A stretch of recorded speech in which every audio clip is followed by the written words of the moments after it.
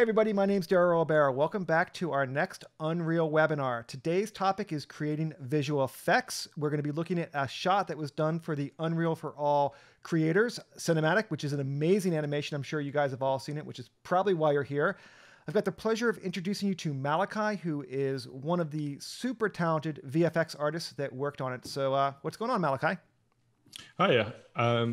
So my name is Malachi Duncan, and I'm one of the tech artists that formed one of the really big talented team that worked on the Creators for All video. Today, I'll be showing you a high-level overview of the transforming building effects that I did for the architecture sequence. And I feel really happy to be able to package it up and share it with the community because that's how I learned before I got a job at Epic. So I really hope you enjoy it. Awesome. Well, that sounds great. Let's jump in there and check it out. Cheers, everybody. Hello and welcome to the Creating Visual Effects for Unreal Engine webinar. I'm your host Malachi Duncan, and I'm a technical artist at Epic Games, and I recently worked on the Creators for All video. Here, my main task was designing the way the buildings of the city would transform and materialize, and today I'll be showing you how to make dynamic looking rigid body effects using Unreal Engine's powerful Pivot Painter tool written by John Lindquist. By the end of this webinar, you'll be able to create an effect just like this that updates live in the viewport. The topics that we'll cover today are preparing production assets for the Pivot Painter and the best practices for asset import, an overview of a simple Vertex shader, and then we'll look at how to complicate that a little bit more with a ripple effect. And finally, we'll have an overview of using a blueprint asset to create an artist-friendly asset for set dressing. Now, let's get started. Okay, so as you can see, we're in 3ds Max, and I've taken a building and I've split it into a bunch of submeshes, and I've set their pivots in a logical place for the rotation to happen once we're inside of Unreal. The Pivot Painter comes in two parts. It comes in a 3ds Max script, and it comes in a material function library inside of Unreal. So at least for the export process, you're going to need to be using 3ds Max. But if you're anything like me, you may have started this process in another software package like Maya or Blender. If that is the case, then what you have to do is make sure that before coming into 3ds Max, that you have taken everything out of its groups, deleted its history, and froze its transforms, and then exported and imported it into 3ds Max. And that way, you should find that if you have set pivots somewhere else, then your pivots still translate over to 3ds Max. And then finally, just for a very last sanity check, is that you should select everything and then just right click and convert to editable poly. And that is just going to make sure that everything is collapsed down. If there's any deformers on there, or if it's not an editable poly, then our script will error out once it hits that particular submesh. So this is just making sure, and it's an early flag if there are any problems that may hinder you going forward. So where can we find the Pivot Painter tool? Now, your Pivot Painter tool you can find in your Unreal Engine version. So for me, I have a folder for Unreal Engine versions in 4.25, Engines, Extras, 3ds Max scripts, and then you'll find your Pivot Painter and Pivot Painter 2. We'll be using Pivot Painter number 2. So let's run the script. We're going to go to Scripting, Run Script, and select our Pivot Painter 2, and open that guy up. Okay, so you're going to see now we've got a bunch of menus. So we've got our prep tool, we've got our render options, we've got Vertex Alpha Painter, and we've got our package tool. Now for this, we're only going to need our render tools because we've already done a lot of our prep work already. So we've already split into submeshes, and we've already set our pivots, and we should already have set our rotation vectors, which we'll go over shortly. So our prep tools aren't really needed, and neither are Vertex Alpha or our package model. These are more for foliage pipeline work rather than rigid body animation pipelines. So what we're going to be doing is the script is going to be taking our selection order. So we're going to create a selection inside of 3ds Max. In the order that we selected, we're going to create a new UV on a different UV channel. So it's going to be a texture coordinate anywhere between 2 and 8, depending on your art pipeline, but we're going to keep it at number 2. In that new UV coordinate, we're going to be printing out our pivot location as a texture. In the alpha, we're going to do our selection order. This is so that we can do some debugging inside of Unreal if need be. We know what order everything was selected in. Then we're going to select our rotation vector. So that is the vector that we're going to be rotating around inside of Unreal. So for this, we're going to be selecting our X vector. And for our alpha, we're going to be doing a random number between 0 and 1. This is going to help us do some randomizations inside of our shader. So just so it's clear, our rotation vectors is going to be rotating around the X over here. And we are making sure that we are doing this in local space because our script is looking at local space pivots only. So you may find that you are in view, but you need to make sure that you set your pivots in local space. Now, because our script is selection order dependent, which means that all of our textures and UVs are being created in the order that our meshes are selected. It means that on your first time setting this up, you will need to do a new mesh export because your mesh has changed.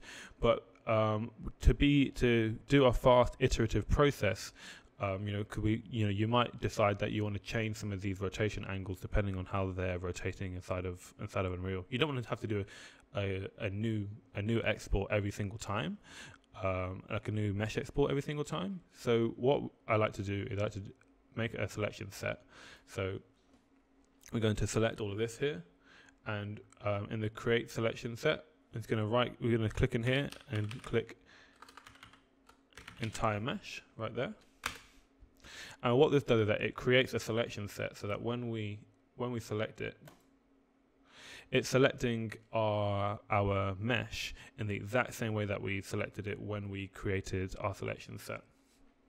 And that means that on iterative work, we are just exporting textures, and we don't have to go through the mesh export process over and over again. So let's talk about the total number of submeshes. I've personally have found that using submeshes around the 2000 mark is the most stable. So because of this, I've created further selection sets for the inside of the building. So if I come here and have inner, that's 512 meshes, and that's all the floors and the struts. And then I have a different one for the exterior, which is all the facades. That's just underneath. It's coming in just underneath 2000 at 1700. And what we'll do is that we'll export these as separate meshes, but we'll play them back in unison together inside of a blueprint, so that they'll still feel like they're one cohesive mesh. This is just a workaround. So following on from that, let's process our mesh hierarchy. So we're going to come here now, and we're going to bake the textures out for there. We're going to just go to our desktop and just save them there.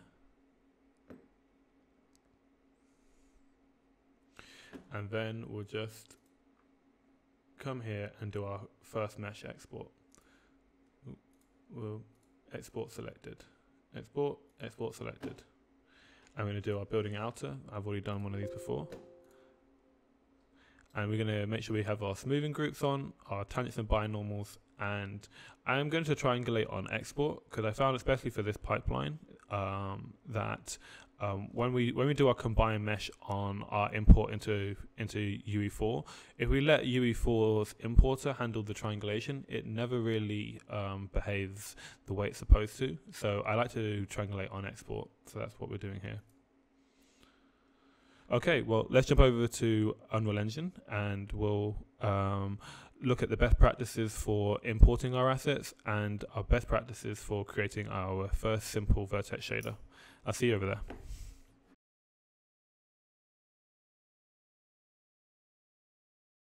Okay, so now we're going to go over some of the import best practices. So first off, let's look at importing our mesh. So we're going to bring our mesh in, and if you're doing this for the first time, it should come in like this. And the only thing that we need to change is by coming in here, this is normally ticked off by default. Make sure that we are combining meshes, because you should be exporting out 2000 meshes that are singular, and now we just want to combine them so that they're all one. I'm going to do an import for that. This is okay. And then the next thing that we're going to do is we're going to bring in our textures. So we've got our pivot textures and we've got our X vector. Your pivot textures are EXRs and your X vectors are targets. And the only thing we're going to change about these is we're going to open them up in the text in the texture viewer. We're going to come down to their texture group, and for the EXR pivot position, we're going to change that to 16-bit data. And for our X vector, we're going to open that up and we're going to change this texture group to 8-bit data, and that's also going to change its compression setting to a vector displacement map. And now our meshes and our textures are ready to be used in our Vertex shader. So we're going to go over to there and have a look at that.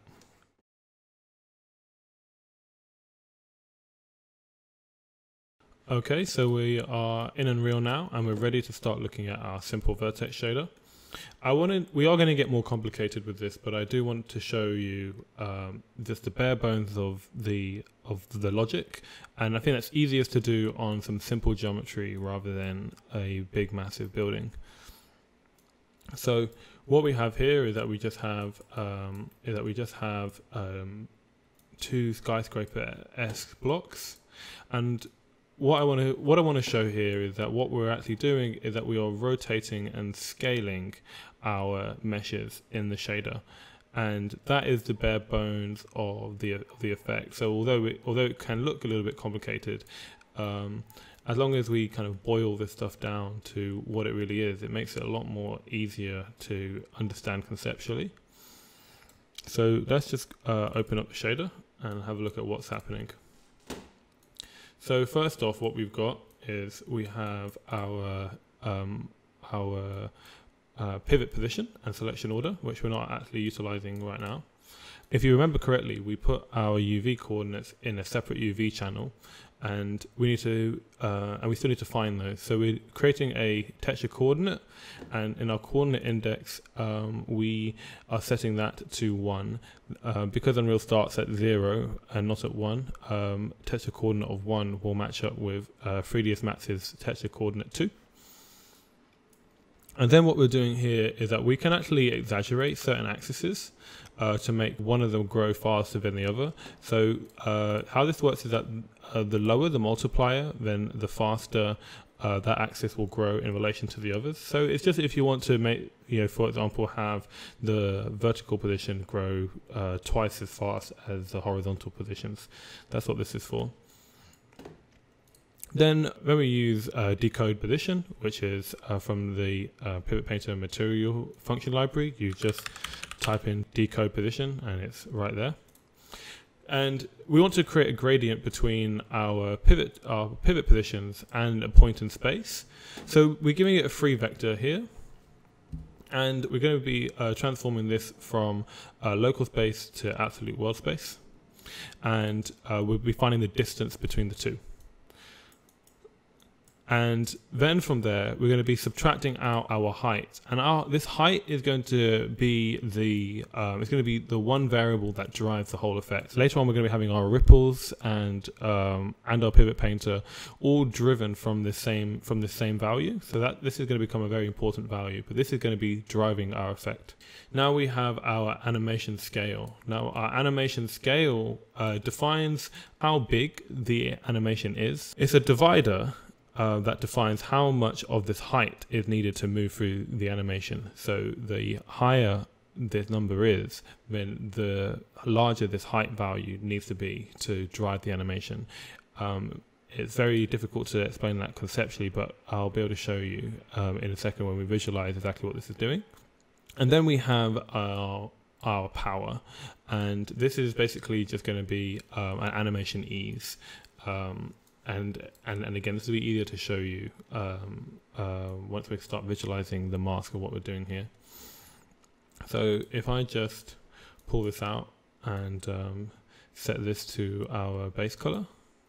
So we're in the level now and we're previewing our mask. Now the 1 values, so where the white is going to be our completely rotated meshes, so they still have all the potential to come out and be rotated back into their proper position, and they're also at their smallest scale. So at 1 they are scaled all the way down and they are invisible to us, and at 1 is when they have completely rotated into their proper rotations, and they are at their biggest value because there is no scaling being done to them because they're being multiplied by 0. And our intermediate areas here, so where we've got our gradients, this is going to be where our animation is taking place. So each point in this gradient is representing a different part of the animation. So for example, now if I was to change this to 1000, you see that we're losing some of that. We're losing some of the detail in that gradient. And if I bring that all the way down to 1, then there is no detail. So our animation will just be popping from one state to the next. It'll just be popping from off to on, or on to off, on to off. So if I bring this back up to like 2000 now, and if I change our animation easing is it's now saying, oh, that we actually get to dark quicker than when we're 1. So it's controlling the easing in and out of dark and black. So those are those two conceptual things kind of shown right here. So now we're back in the material. Let's have a look and see what that mask we just looked at is driving. One thing that I didn't mention is that we needed to add a saturate, and that saturate is going to be clamping the value between 0 to 1 because we're dealing with massive height values and massive divide values. So we need to make sure that we're keeping these values between 0 and 1. So what we're going to do is that we've got our decode pivot position that hasn't been multiplied, and we're going to subtract the world position from that. And what we're doing here is that we are we're subtracting the mesh by itself, and so that should scale it all the way down. So what we're going to do is we're going to multiply that by our mask, and it's kind of inverting it now because as we're working with an offset, when this is at 0, when the mask is at 0, we're actually not doing any scaling at all. So it's going to be all the way scaled up. And when this value is at, when this mask is at 1 in the white area, then it's actually scaling it all the way down. So that's what's going on here. That's how we're going to get our scaling. And then from that, we're going to do a rotate about axis, and we're going to find what axis to rotate around by getting our rotation vector from our vector texture. We're going to do a decode axis vector, the same as our decode position, but just for vectors, and that's going to go in here. And then what we're going to do is we're going to get our rotation angle. And from that, we're going to grab our random 0 to 1 from our alpha channel of our vertex texture. I'm doing a clamp here of a 0.1 and 1, because that's just because I just want to minimize having 0 values. I want everything to have a slight offset, so that's what I'm doing here.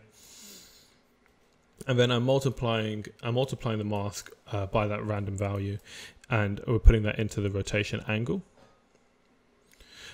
And then for our pivot point, we're just grabbing that pivot point again straight from our texture.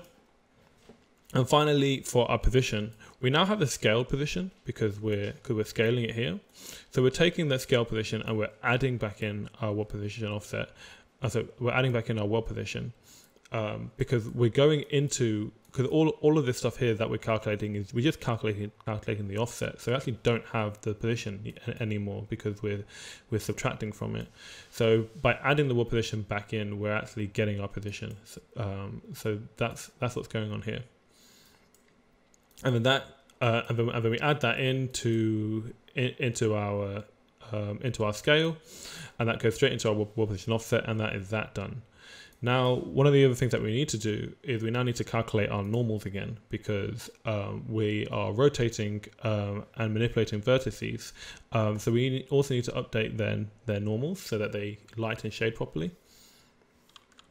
So to do that, we're just going to get our rotation axis, which is the same thing that we did up here. And we're just going to have a vertex interpolator to take that from the vertex shader to the pixel shader. And we're doing the same thing for our rotation angle. We've taken the same rotation angle that we did for our rotate about axis, but we're just transforming it from the vertex shader to the pixel shader. And then finally, if we already had a normal map on this mesh, if we had a tileable tile texture on there, and we want that to be rotated as well, and those normals to be fixed, then what we do, we just get that normal map as an input, and we're going to transform that vector from tangent space to world space and plug that straight into the world space vertex normals here. And then that new tangent space vertex normal output is going to give us our new updated normals that account for the rotation and scaling. And that is that in its simplest form. That is our vertex shader that is manipulating our geometry. Okay, so now I can show you this on something a little bit more complicated, but it's the exact same principles as we saw earlier. So here is my height. I just renamed it as anim phase inside of this blueprint, and I have two pivot painter meshes stacked on top of each other. So that's the facade and the inside meshes, and I can control them separately with the inner strut offset. So the inner strut can grow quicker or can grow behind the exterior meshes. What I did is I created a variable as well that I can control in the viewport that defines where that start position is, where that start point is. And I did that first off by creating a function. And what that function is, it's just a set vector parameter value with the name of the variable that I'm setting, which in this case is going to be pivot start position.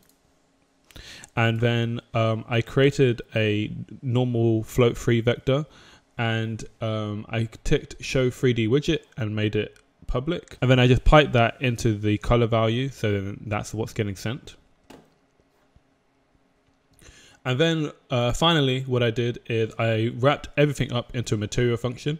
I brought the textures to the outside of the function so that each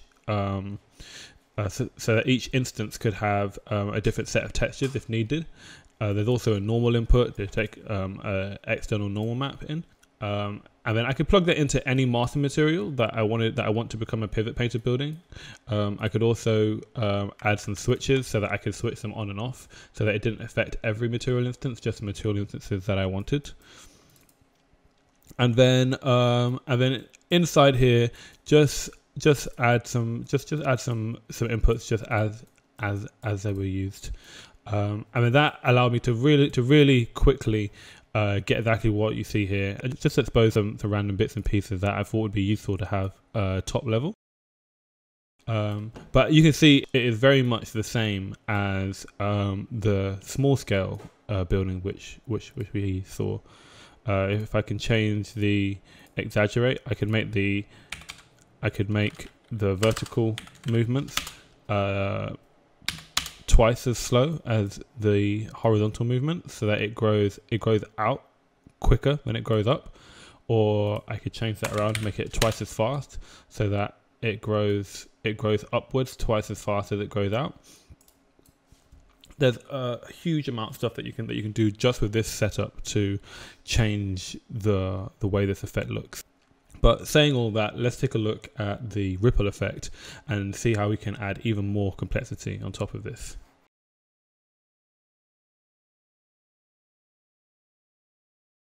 Okay, so now we're going to start looking at the ripple effect. And this is, I've just ripped it out of the main material and turned on a mask so that we can see what each layer of this ripple effect is doing. So if I play the final ripple effect, you can see that what we're getting is we're getting a bunch of these rings coming out here. And these rings are growing over the entire building, and eventually there is another circle mask that comes in and takes it all off as it gets bigger. So let's bring this back down again, and we start to break this apart into its individual elements.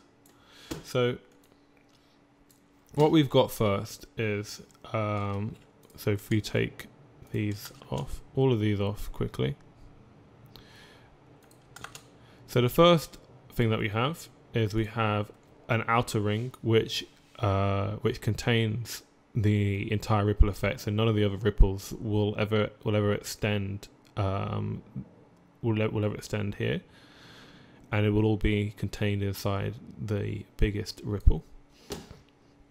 And then after that we have a slightly smaller ripple that we can also offset as well, so we can say whether we can bring it closer into the larger ripple if we need to, because we've got this medium ripple offset which we've set. And that comes in just after the large ripple. These are two ripples that we can really develop into how quickly they come after each other. Finally, we have these small ripples here, and now these are meant to be more subtle than the two big ripples. These are kind of like just imagine that these two big ripples are coming through, and this is like the murmurations of and the smaller effect that these ripples have on the building. So if we just hide the bigger ripples, then we have these smaller ripples here that just pulse out for a little bit, and they have a really low strength. We can set them a bit higher if we needed to later on down the line, but they're meant to just be really subtle, just to have like a small little shimmer. So how did we build this effect? So it all starts off with the ripple center, which we can control still. So we can still come in here and change our ripple center and kind of like move this whole effect around. And that's what this is doing here. So we're getting our ripple start position and we're transforming it. And then what we do is that we have we have a master function that is creating those rings. And it's really simple. So first off, we have some inputs here. That is the ripple animation and its speed. So we're bringing in that height value that we had for our pivot position that was driving our pivot painter shader, and that's just what this is here. So then we have a multiplier afterwards, and that's giving us our speed, and that's just giving us a percentage of our animation phase. So we can offset how fast this animation is acting to the rest of the system by giving it a percentage of the animation phase. So everything's kind of offset. That's what that speed variable is giving us. Then from that, we're subtracting our phase offset, and that is just so that we can offset this effect to other effects in the medium ripple. This is how we're offsetting its position from the larger ripple. And then we're going to break it off into the inner ripple and the outer ripple. So essentially what we're doing here is that we're using max nodes just to make sure that we're always sending it positive values. We're creating a sphere mask, and we're taking our circle origin, which is the ripple start position, and we're just comparing that against the world position. to create two sphere masks. However, the ripple inner has a subtraction that tells us its size.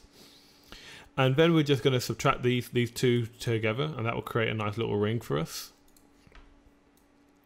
And then coming from there, we just have some controls to control this ripple's contrast and to control its strength, which is what we have going on here.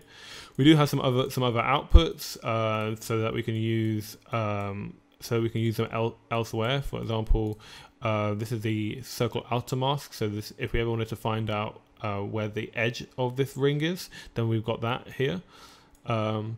If we also wanted to get the circle size just as a scalar parameter before it goes into the sphere mask, then we have that too. And we have the combined mask before we add all of our multipliers. So if we go back here, so then we just do the same thing twice, but as you can see, we've got this large ripple offset as well, and that ripple offset here is just making sure that this medium ripple stays inside of the large ripple, and this large ripple offset is how much this is offset from the edge of the effect. And then finally, what we're going to do, we grab our circle results and then we add them together, and then that will cover a little bit later on, because now we're going to come back up here and we're going to talk about the small ripples, because they will get added up together. So our small ripples, again, we're referencing the ripple start position. So if we call our variables the same thing, then they just become instances of each other. So whenever you update one, it will update every instance of it in the shader graph. We transform that position again from local to world space, and what we're going to do here for the ripples is that we're actually going to use a sine wave, because we don't want to have to keep if we're going to get a really big and bloated graph if every ripple we had to do these. So what we're going to do is that we're going to create a sine wave, and the reason why we're creating a sine wave is because when the sine wave is going to go between 1 and -1, which means that whenever we're at 1, then we're going to get a white value, and whenever we're at -1, we're going to get a dark value. So this is already, so looking from the top down, we're already going to be getting white, dark, white, dark, white, dark. So we're already kind of getting a ripple. All we need to do is give it some coordinates, which is what we're doing here. So we're just going to get the distance to our absolute world position, and we're going to add a divide on that. And that's going to be our scale. Then again, you see we're referencing the height, which is also what has been referenced down here, and will be referenced in our pivot shader as well. We're timing that by -1 because we want it to flow in the reverse direction. Because without this, then the effect comes inwards instead of pushing outwards. So that's what that -1 is doing. And then we're just giving it a speed variable. So again, we're just giving it a percentage of this height, and then that's dictating the speed of that. And then we're going to add that to our coordinates that we've got here, and then we're going to put that into a sine wave. And then again, we're just doing some contrast, and then finally we're going to be multiplying it the same way that we're multiplying our strength down here, but we haven't covered yet. To really get a wave feel, waves tend to be really concentrated in power at their centers, and then as they push off, then they lose momentum and they lose strength, and that's basically what this function is doing. It's phase dampen. So what we need is that we need to have an animation phase, so which is what we've got here, which is our height. So as this increases, we want the strength value to decrease, because that means that the longer the animation is going on, then the less powerful the strength should be. So it's just a really simple function. And what's going on in here is that we have a value to dampen over the animation. And then what we're doing is that we're taking a multiplier, because we're normally dealing with large numbers when we're using our anim phase. So we're just taking that value and timesing it by 1000. And then we're going to divide that by the animation phase. And we're going to have a multiplier on that, so that we're only taking a percentage of the animation phase. So that gives us our dampen amount. And so then as this animation phase increases in value, as the animation gets older, this value will get bigger. So the value that we are dividing our strength by will get bigger, meaning that over time that value will decrease. And we are using that on all of our sphere masks. So we're using it here and here, and also we're going to be using it here. Now, finally, the two things that we have here, we have these small ripple exclusions. So now, for example, what we're doing here is that we're getting the outer edge of the largest ripple, so the furthest extent of this effect, and we're basically masking out everything that's outside of that, so that these small ripples can never extend out past the largest ripple. And then here is the fall off effect that's going to wipe over everything. So this is our duration that we've got here. So so we have this small ripple offset, which we are taking from our circle size of our large ripple. So from there we're subtracting out a large number, and that's basically how many units that this whole thing is going to live on for. So right now it's got it set to 2000. We're making sure we're only sending positive numbers by using the max node, and this comes at the very end, and it will, if we visualize it here, we visualize it by spreading this out. What you're seeing here is this other sphere mask which comes on at the very end and starts wiping everything. If I was to change this value, so just scoot that over. If I was to change this value now, small ripple spawn duration, if I change that to 5,000 units, for example, then we're going to get an extra 2,000 units that we can move through before it starts to wipe.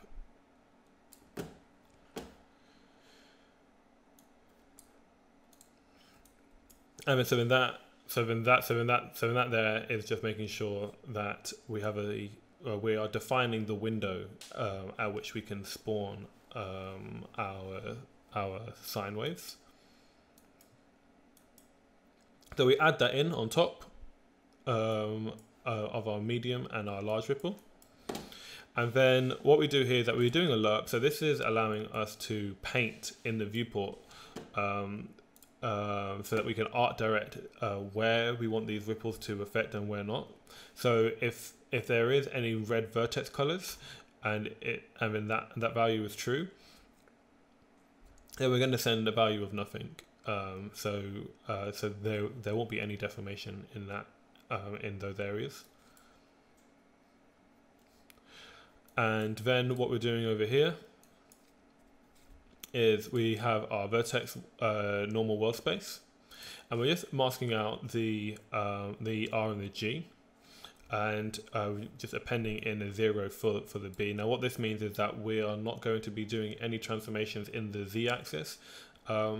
That just works for this effect. I mean, if you're building an effect similar to this, you may want to have something in the Z axis, but we decided for this effect that we only wanted it to be in the X and the Y axis. And so we're just multiplying that, so anything that would be in the Z channel is multiplied by B. And then all of that just goes into our world position. And we've done some masking. We've done some masking here, just so that I can visualize it in the viewport. But that is the main overview of what the shader is doing. Okay, so finally we're back in the level, and we're going to turn our strength back up. And we just want to visualize why it was important to start masking out certain areas of the mesh. So you can see here we've got this problem area in the side, and this could be part of the effect if you wanted it to be. If you wanted the size of the building to pulse and rotate like this. But it wasn't necessarily something that that I wanted. So when we go down to our mesh paint and we can visualize our red channel, we can see that there's no red channel here. So if we wanted to, we could turn that off now, or we could come in and paint. And if we paint red here, we can see that actually we're going to be painting away the effect in this corner. So it would have had the illusion that the sides of the building are able to contain the ripple. Turn on our red view mode and just make sure that we get a nice paint here, and turn that off. And then now you can see that the ripple isn't giving us those problem areas in the corners anymore. So let's go and take a look at the final effect. So here is the final effect now. The final effect where we have a transition area just outside the ripple where our pivot painter is happening. Our pivot painter is also happening in the middle, in the struts and columns. And the main portion of the effect that we're seeing there, that's pushing everything out, is the ripple. So it's kind of like that, that the ripple is pushing into our pivot painter materials, and our pivot painter materials is kind of trying to keep up with this oncoming wave that's coming out. So the way that we've combined these two effects is we've just done another transition mask, and this transition mask lives outside of everything. So the large ripple sits inside of the transition area, and the transition area comes down here. And if we're using our ripples, then our pivot painter can only happen inside of this transition area which we've got here. So this is just the sphere mask with the height and wall position going into there without any subtractions. Whereas over here now we have a large ripple offset, and this offset is offsetting it from the edge of our sphere mask. And then all we are doing is we're going to take our output from our Vertex normal world space, and we're just going to add that into our wall position down here. And so after we've done our scale and rotation, we just add in our ripples, and then that is going out to our wall position offset. And it's as simple as that when we are combining the two. One other thing that I haven't mentioned is our meshes need when you're ray tracing, our meshes need to evaluate the wall position. So if you take this off, you see that the things that are happening on the shader aren't affecting the lighting, so it's still being shadowed as if this building is whole. So you need to make sure that you select your mesh and you tick evaluate wall position offset, and then that way everything's going to look light and shade properly. So I'm going to teach you quickly how to use a blueprint asset so that we can quickly change a bunch of variables just by drag and drop. So it's really artist friendly when you hand this tool off to a set designer or something like that. All right, see you there.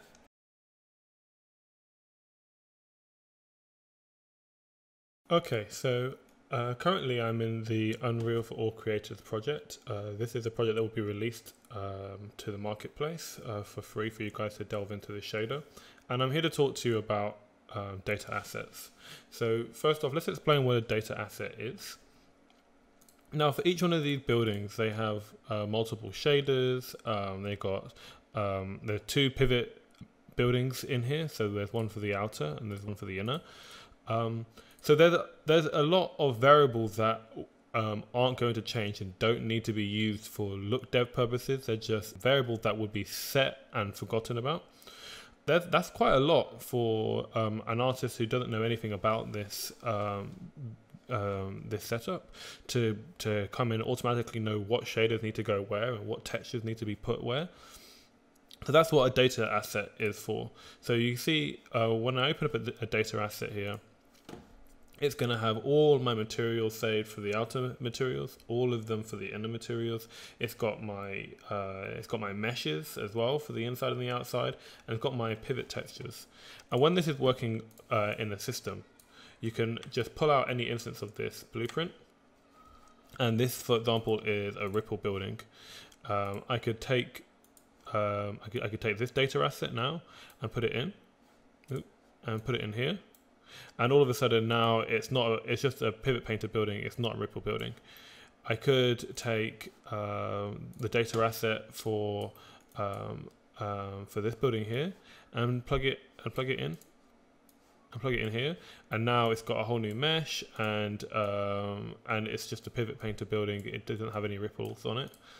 And then I could do the exact same thing for the ripples. So now this building has a ripple effect on top of it as well. So then I guess the question now would be how do you set these up? So I think it's pretty obvious why you would use it.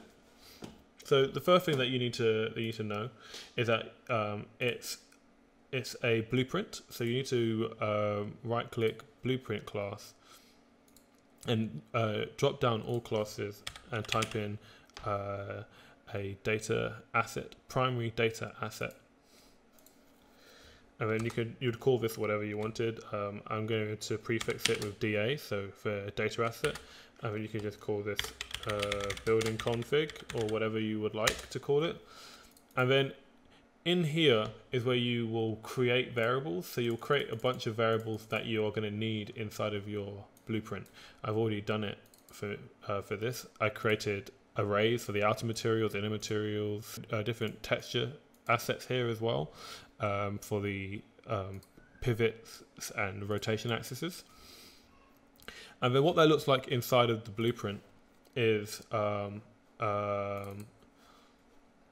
you would create a reference that is a variable to that. So here I've got building configuration, and that is just a variable type DA pivot building, but I could create one now for the one we just created, DA underscore building config. So we've got that there, and then you just make that you just make that public so that you could add it in as a variable. You can see right there.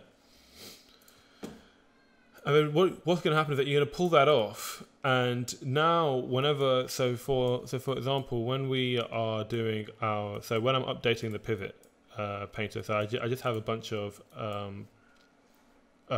functions that are just updating and setting values inside of the shader.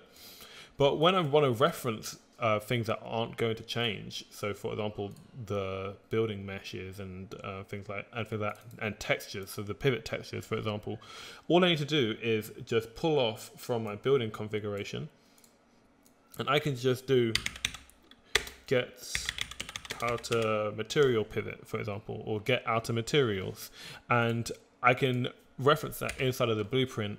And all of those values get set. So here I'm doing it again for the inner materials. I'm getting the array that I've set that contains all of my materials, and I'm feeding it into this function that is just creating a dynamic material instances and setting the materials to the meshes. And it's a really optimized way of working through this, to just be able to set all your variables in one place, and then just have one nice little neat container that you can just pull off and have access to all of those variables.